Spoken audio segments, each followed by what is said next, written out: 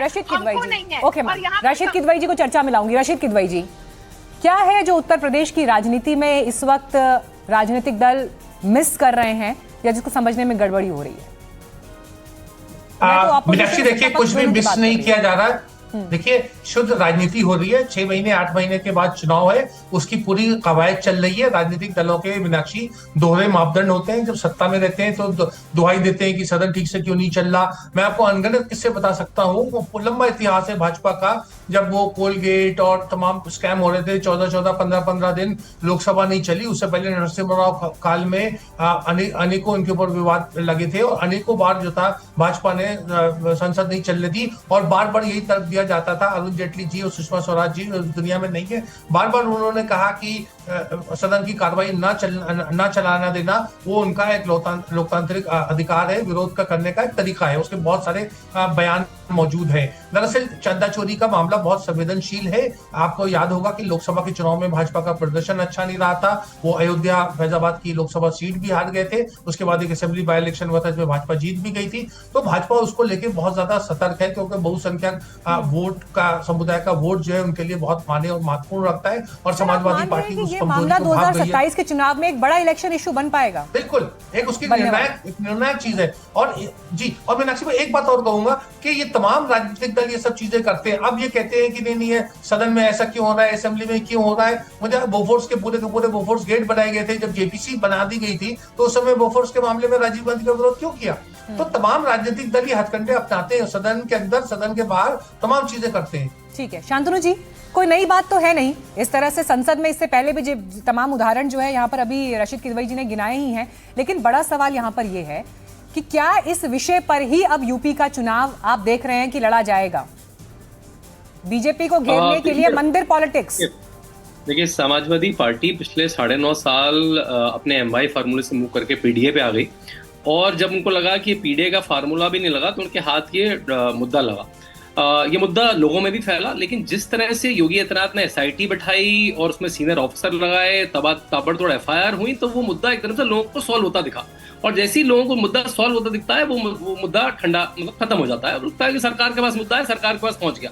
अब इस मुद्दे पे जो ये कांग्रेस जनता पार्टी का आंदोलन था, इसमें मुद्दा ढूंढने की तलाश करी। राहुल गांधी भी उसमें मुद्दा तलाश करने पहुंचे। समाजवादी पार्टी अखिलेश यादव ने अपनी पत्नी को वहां भेजा, लेकिन लगा वो मुद्दा तो हो गया।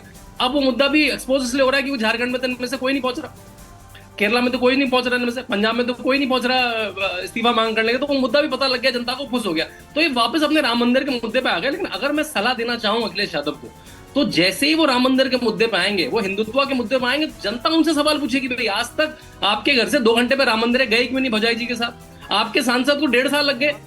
आपने जो गोलियां चलाई, आपने जो राम को कहा, वो सब मुद्दे वापस आ जाएंगे। और अगर आपको हिंदुत्व की पिच पे जाके अगर दो सवाल पूछ लूं आपसे, अगर आप अपनी एमवाई, बस मेरी बात खत्म करने दीजिए, मेरी बात खत्म करने दीजिए। अगर आप अपनी एमवाई की पिच को छोड़ेंगे, अपनी पीडीए की पिच को छोड़ेंगे, हिंदुत्व की पिच पे जाके योगी आदित्यनाथ से चुनाव नहीं जीत पाएंगे आप। हिंदुत्व की पिच पे बहुत अच्छी बात है। अगर आपको योगी आदित्यनाथ को तो आप बिल्कुल रेड कार्पेट दे रहे हैं, आप उनकी पिच पे जाके गेम खेल रहे हैं। मेरी सलाह होगी कि अपनी वो जातिवादी राजनीति में लगे तो आपको कुछ तो वोट आ जाएगा। ठीक है, बोलिए मनोज यादव जी।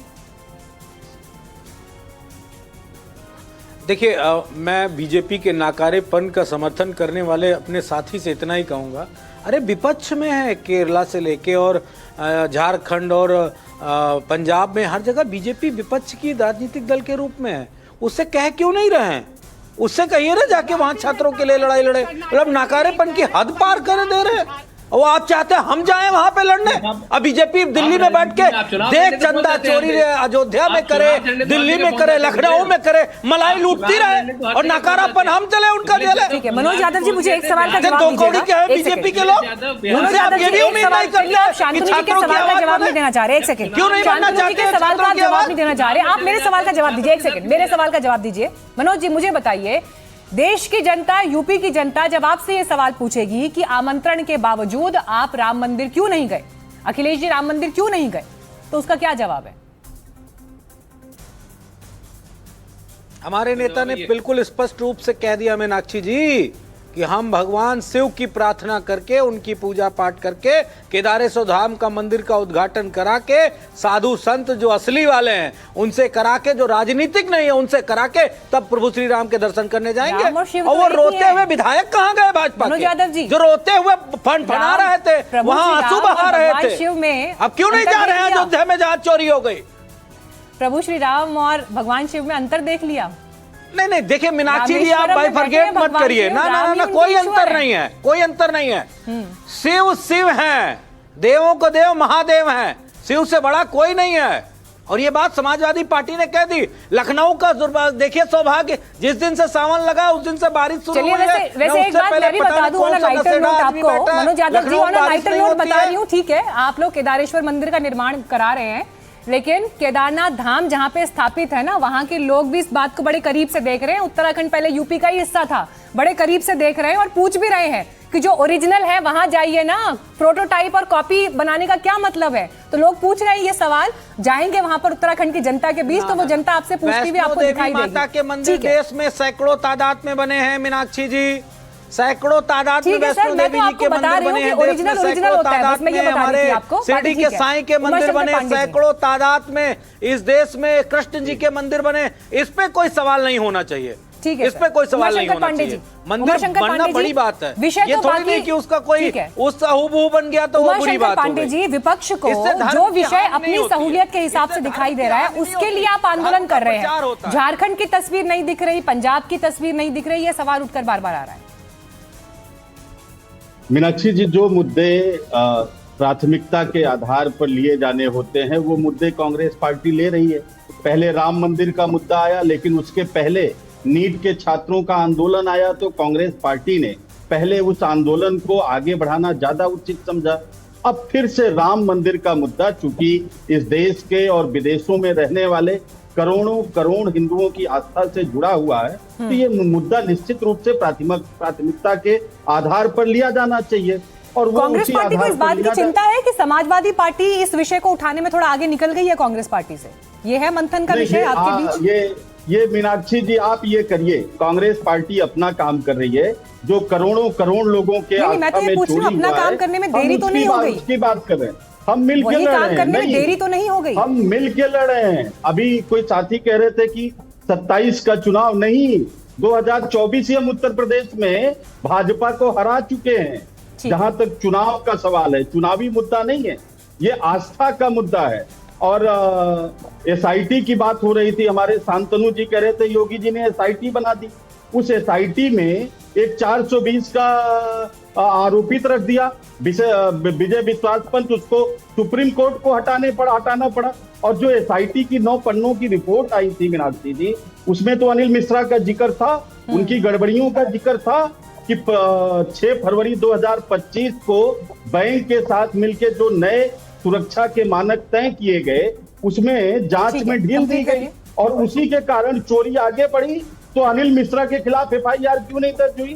चंपत राय का चार्ज तक नहीं है वो एसआईटी की रिपोर्ट में। और भारतीय जनता पार्टी के एक बड़े नेता जो एक बड़ी सिक्योरिटी एजेंसी चलाते हैं, उसके हवाले अयोध्या की पूरी सिक्योरिटी थी जो जांच नहीं करती थी। उस बड़ी सिक्योरिटी एजेंसी के खिलाफ कार्रवाई क्यों नहीं हुई? विपक्ष इस बात को प्रमुखता से देश की संसद में भी उठा चुका है और अब यहाँ विधानसभा में भी ये बात आ रही है निकलकर कि जांच की बात आप कर रहे हैं। जांच को आप लोग एक अचीवमेंट के रूप में बता रहे हैं कि देखिए हमने जांच बिठा दी, सबसे पहले हमने एसआईटी बिठाई, इन्वेस्टिगेशन चल रहा है। लेकिन उस इन्वेस्टिगेशन में नाम किन के आए? जो नॉर्मल 8-8, 10-10 हजार रुपए की सैलरी पर काम करने वाले कर्मचारी हैं, उनके नाम आए। जिनके ऊपर बड़ी जिम्मेदारी थी उनका तो नाम नहीं है। मीनाक्षी जी, जो एसआईटी की जांच है वो सुप्रीम कोर्ट में आज की तिथि में लंबित है और सुप्रीम कोर्ट की दिशा निर्देश और देखरेख में चल रही है, तो हम सबको इसका इंतजार करना चाहिए। लेकिन मीनाक्षी जी,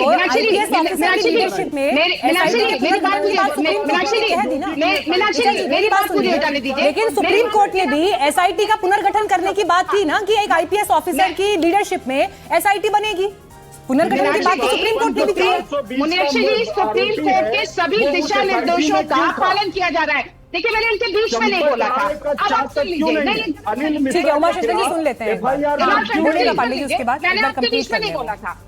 मीनाक्षी जी, सुप्रीम कोर्ट के दिशा निर्देश में जांच चल रही है, अनिल मिश्रा के खिलाफ कार्रवाई क्यों नहीं हुई, गोपाल राव के खिलाफ कार्रवाई क्यों नहीं हुई? ठीक है, आप उमा उनको शंकर क्यों पांडे जी बचा आपके ही रहे सवाल का जवाब दे रहे हैं, आपके ही सवाल का जवाब दे रहे हैं। जिन प्रमुख नामों का जिक्र कर रहे हैं ऋचा जी, उस पर भी रिस्पॉन्ड कर दीजिएगा प्लीज। हाँ। नहीं, मीनाक्षी जी इनसे पूछिए कि राम मंदिर में तो एसआईटी की जांच चल रही है, लेकिन सालार गाजी की मजार पे जो 100 करोड़ का घोटाला सामने आया है और सिया और सुन्नी भाग गए। ने आकर अरे इसका अभी दूसरा आरोप लग गया है, मंदिर निर्माण में भी 800 एक-एक करके करोड़ बोलिए, के प्लीज। बजट को उमा शंकर जी, आपके पास मैं आ जाऊंगी, फिर एक बार उनको कंप्लीट करने दीजिए। 1400 करोड़ की जो चोरी हुई Let her complete, please. Nripendra Uma Mishra Shankar ji, जो please. प्रधानमंत्री से विश्वस्त हैं, उनकी निगरानी में हुआ है। निर्माण समिति के चेयरमैन नृपेंद्र मिश्रा थे, उनके खिलाफ कार्रवाई क्यों नहीं हो रही है? क्यों नहीं जा पा रही है? राहुल गांधी जी की गूंज झारखंड तक क्यों नहीं जा पा रही है? आपको ये बताना चाहिए। अरे अमित शाह को पूछे, अयोध्या क्यों नहीं आ पा रहे हैं? अमित शाह अयोध्या क्यों नहीं आ रहे हैं, पहले ये बताइए मुझको। अमित शाह भगवान राम का दर्शन करने अयोध्या क्यों नहीं आ रहे हैं, आप बताइए। अमित शाह क्यों नहीं आ रहे हैं? ऐसे एक दोनों आप लोग अगर एक दूसरे के बारे में बोलेंगे तो किसी की बात समझ में आएगी। रशीद किदवई जी, ठीक है, एक सेकंड, मैं रशीद किदवई जी के पास जाऊंगी। रशीद किदवई जी, राम मंदिर को लेकर जो चिंताएं हैं, चढ़ावा चोरी को लेकर जो चिंताएं हैं, आप लोगों के पास क्या फीडबैक पहुंच रहा है? आम लोगों के बीच क्या मैसेज है इस वक्त? एसआईटी जांच से तो संतुष्ट हैं लोग? मीनाक्षी आपने बहुत अच्छा प्रश्न किया। मीनाक्षी देखिए कि 80 के दशक से जब भी ये राम मंदिर का मामला जो शुरू हुआ था, तो उसमें हमेशा भाजपा को एक तरीके से राजनीतिक रूप से फायदा हुआ और उसने बहुत ज्यादा उसको न केवल उत्तर प्रदेश में बल्कि केंद्र की राजनीति में उत्तर प्रदेश के जरिए एक उसको मजबूती मिली। अब पहली बार एक ऐसा आभास हो रहा है, जैसा हमने नीट और इस समय भी देखा कि युवाओं में बेचैनी है। उसी तरह से चंदा चोरी के मामले में, क्योंकि आस्था का मामला है, संवेदनशील मामला है, तो लोगों को एक थोड़ा सा लोगों का डगमगाया है। अब उसमें कहना कि एसआईटी लगी, देखिए एसआईटी वगैरह तो एक कानूनी प्रक्रिया होती है, उसका राजनीतिक पहलू होता है और इस राजनीतिक पहलू में भाजपा थोड़ा सा रक्षात्मक मुद्रा में आया है और ये बात जो है चुनाव में सेटल होगी, लेकिन वो मुद्दा तो बनेगा और मुद्दा अभी बन चुका है और अगले 6 महीने इसी के इर्द गिर्द राजनीति सारी चलेगी। ठीक है।